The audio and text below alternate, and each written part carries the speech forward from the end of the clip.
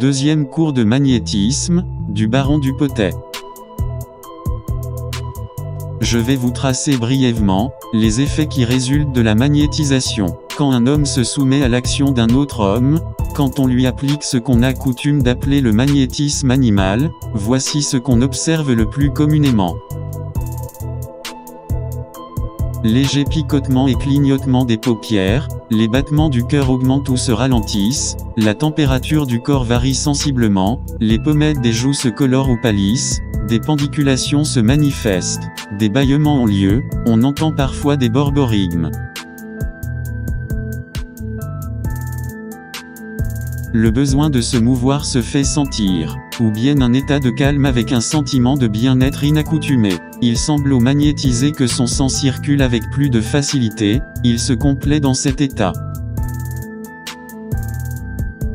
Nous avons constaté dans un cas, l'énorme changement que je vais citer. Le pouls donnait 65 pulsations, et les inspirations étaient de 24 par minute avant l'opération. Après la magnétisation, on comptait de 115 à 120 pulsations, et les inspirations étaient réduites à 12.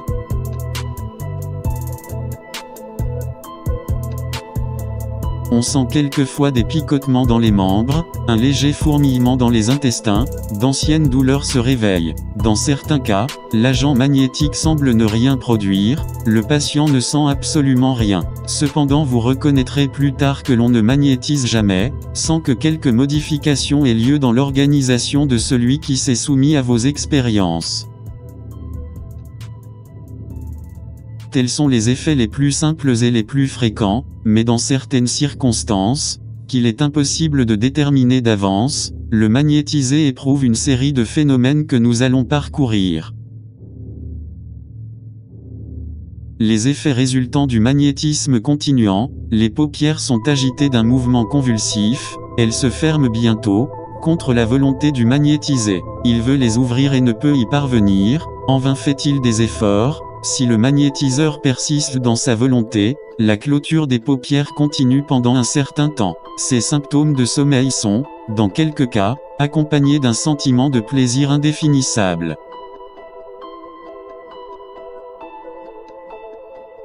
Parfois le magnétisé sent ses membres s'engourdir, il éprouve le besoin de dormir, il se sent obligé de changer de place s'il veut s'y soustraire, lorsqu'il reste dans la position qu'il affectait, sa tête devient extrêmement pesante. Entraînée par son poids, elle tombe sur sa poitrine, quelquefois, mais plus rarement, elle est portée en arrière, ses paupières sont à demi fermées, le globe de l'œil se meut lentement dans son orbite, on peut en suivre le mouvement. Il est porté de bas en haut, s'incline, demeure immobile et convulsé. Les membres du magnétisé fléchissent et deviennent froids, sa respiration se fait entendre, quelquefois des mucosités tombent des commissures des lèvres, le magnétisé dort alors d'un sommeil profond ou léger. Si vous lui parlez dans cet état, vous le voyez faire des efforts pour vous répondre, tantôt il ne peut y parvenir, tantôt aussi il se réveille tout à coup, frotte ses yeux.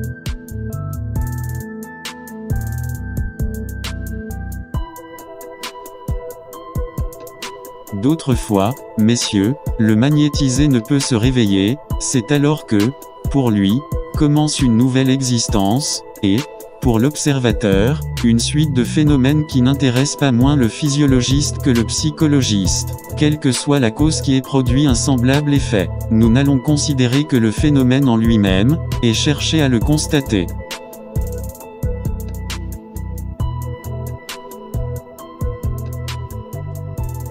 Puisque ces phénomènes sont les premiers qui s'offrirent dès l'origine de la découverte du magnétisme, je dois vous citer les nombreux témoignages qu'ils reçurent de leur existence, vous ne pourrez les récuser. Je vous ai dit, dans la dernière séance, que plusieurs commissions avaient été nommées en 1784 pour examiner le magnétisme. Je vous ai dit que les commissaires avaient déclaré que le magnétisme animal n'existait pas, et cependant ils avaient reconnu et constaté les nombreux effets qui résultaient de l'emploi des procédés, qui étaient censés favoriser l'émission du principe magnétique.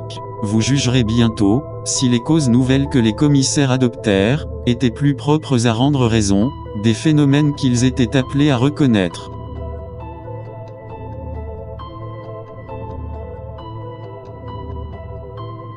Les malades, disent les commissaires, offre un tableau très varié par les différents états où il se trouve. Quelques-uns, calmes et tranquilles, n'éprouvent rien. D'autres, tous, crachent, sentent quelques légères douleurs, une chaleur locale ou universelle, et ont des sueurs. D'autres sont tourmentés et agités par des convulsions. Ces convulsions sont extraordinaires par leur durée et leur force. Dès qu'une convulsion commence, plusieurs autres se déclarent. Les commissaires en ont vu durer 4 heures. Bien n'est plus étonnant, ajoute-t-il, que le spectacle de ces convulsions, quand on ne l'a pas vu on ne peut s'en faire une idée, et en le voyant, on est également surpris, et du repos profond d'une partie de ces malades, et de l'agitation qui anime les autres. On ne peut s'empêcher de reconnaître à ces effets constants, une grande puissance qui agite les malades, qui les maîtrise, et dont celui qui magnétise semble être le dépositaire.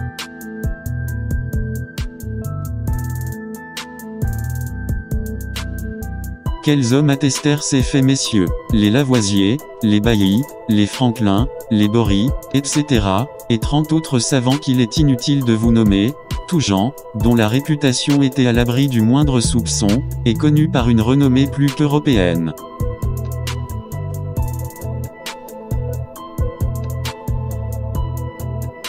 Comme je vous le disais tout à l'heure, ces témoignages qui seraient suffisants, pour établir la réalité des effets que Mesmer produisait, nous sont inutiles aujourd'hui, il ne s'agit plus de faits passés.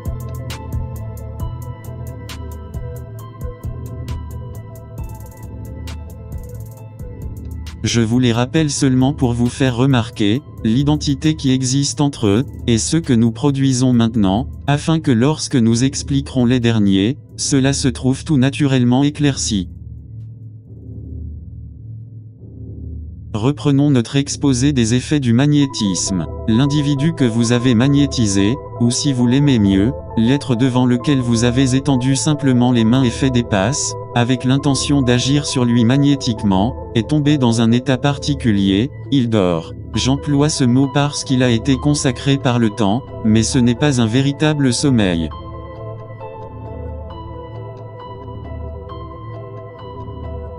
Extrait d'une conversation de Monsieur de Puységur avec Monsieur de Pont-le-Roi. Officier général mis en état de somnambulisme, tout ce que j'éprouve, il faut être dans l'état où je suis, pour pouvoir l'apprendre. C'est plus qu'entendre, c'est plus que voir, mais je ne sais aucun mot qui puisse expliquer cette perception. Un autre somnambule. Pourquoi, me demanda-t-il, désignez-vous ainsi l'état où je suis? Le mot somnambulisme porte avec lui l'idée de sommeil, et certainement je ne dors pas, il faudrait, ajouta-t-il, trouver un mot composé qui exprimât les diverses sensations que j'éprouve.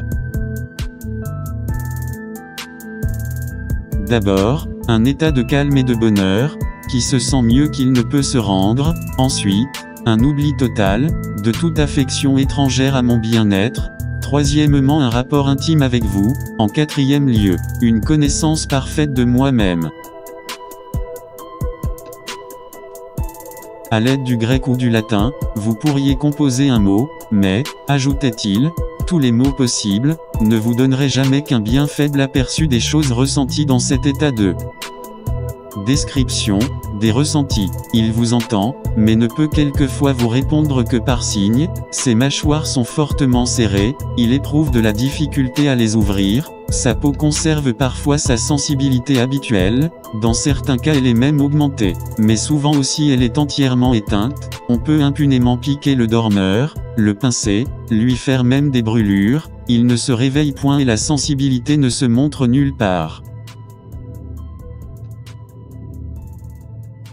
L'ammoniaque concentré, porté, par la respiration, dans les voies aériennes, ne détermine aucun changement, et ce qui, dans l'état habituel, pourrait donner la mort, reste sans effet dans cette espèce de somnambulisme. Le patient est néanmoins dans un état où la vitalité se montre d'une manière remarquable, mais seulement dans quelques parties de l'organe de l'intelligence. Mais cet isolement si extraordinaire, si incompréhensible, par un mystère qui vous sera expliqué bientôt, n'existe que pour tout ce qui n'est pas le magnétiseur, car ce dernier est vivement senti, le contact le plus léger de sa part est perceptible au somnambule, et c'est souvent la seule voie de communication qu'il ait avec les corps extérieurs.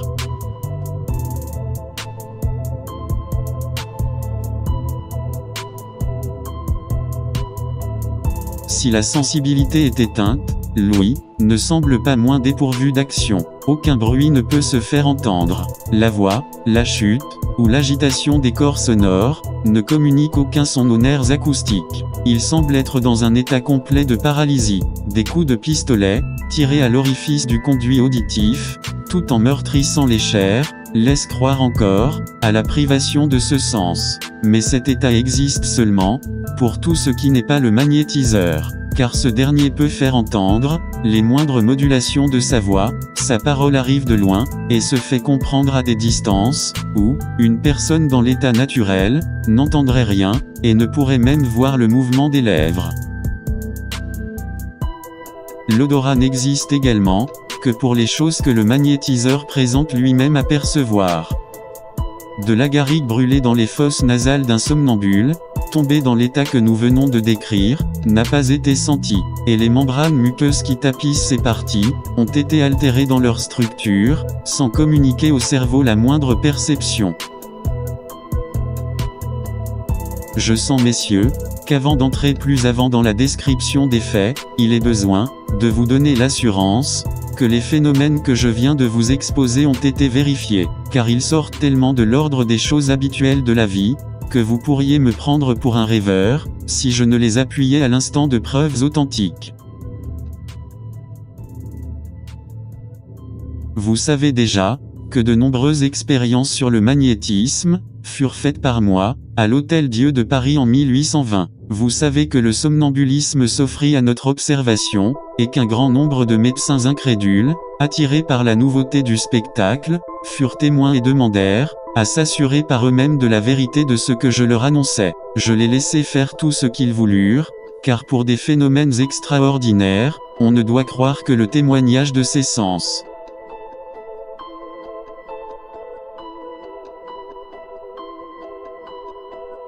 La présence de beaucoup de monde n'empêcha point la production du somnambulisme, et une fois cet état produit, les assistants mirent tout en usage pour constater la non-sensibilité des magnétisés. On commença par leur passer des barbes de plumes très légères sur les lèvres et sur les ailes du nez, puis on leur pinça la peau, de telle sorte que des ecchymoses en étaient les suites.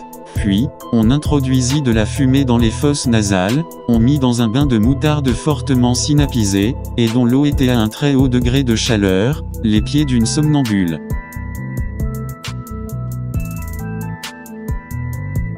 Aucun de ces moyens ne détermina le plus léger changement, pas la plus légère marque de souffrance, le pouls interrogé n'offrait aucune altération. Mais au moment du réveil, toutes les douleurs qui devaient être la suite immédiate de ces expériences, furent vivement senties, et les malades s'indignèrent du traitement qu'on leur avait fait subir. Rappelez-vous ce que je vous ai dit tout à l'heure, que ces expériences étaient faites par des incrédules, et non par moi.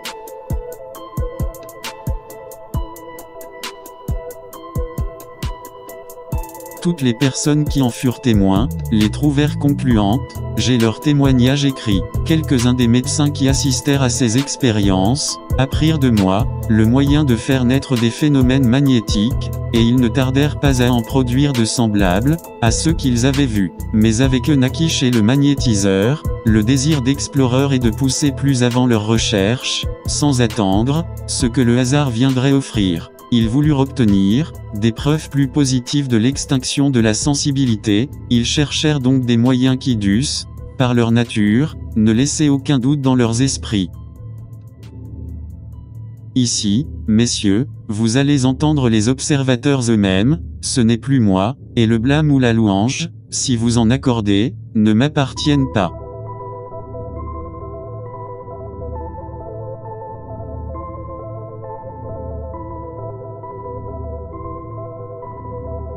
Voici le texte d'un procès-verbal rédigé en présence des faits, par le docteur Roboham, qui était alors attaché à l'Hôtel-Dieu de Paris.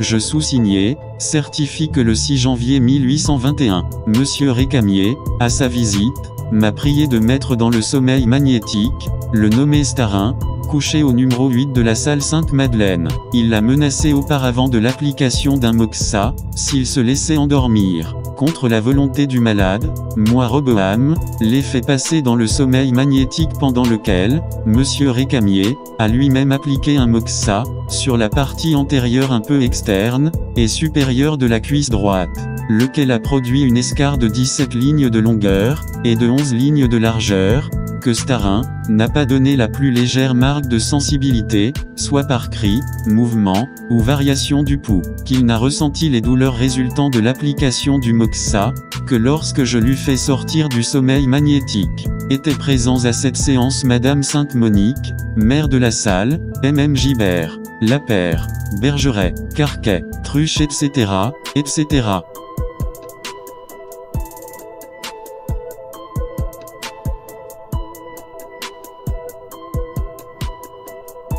Voici encore, un autre procès-verbal du même médecin.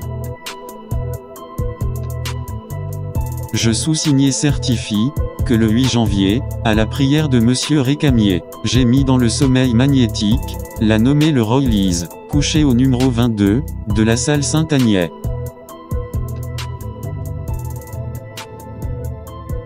Il l'avait auparavant menacé de l'application d'un moxa, si elle se laissait endormir. Contre la volonté de la malade, moi Roboam, les fait passer dans le sommeil magnétique.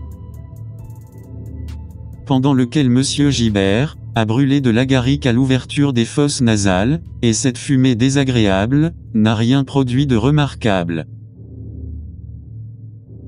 Qu'ensuite Monsieur Récamier a appliqué lui-même, sur la région épigastrique, un moxa, qui a produit une escarre de 15 lignes de longueur, sur 9 lignes de largeur, que pendant son application, la malade n'a pas témoigné la plus légère souffrance, soit par cri, mouvement, ou variation du pouls, qu'elle est restée dans un état d'insensibilité parfaite, que sortie du sommeil, elle a témoigné beaucoup de douleur.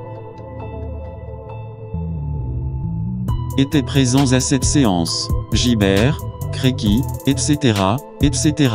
Signé Roboam, docteur médecin. S'il vous restait quelques doutes sur l'authenticité du fait, j'ai ici le discours de Monsieur Récamier, à l'Académie de médecine, qui justifie complètement la relation que je viens de vous faire, d'un phénomène, jusqu'ici sans exemple.